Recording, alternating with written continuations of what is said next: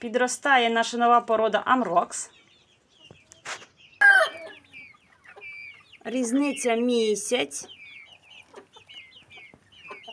А як сильно відрізняється. А це ми вже не міняли півників з іншого господарства. Але забула про це зняти відео. Ось мої красунчики. Тікають. Скоро приїдуть півники Джерсів, а потім легорнів. Обов'язково покажу.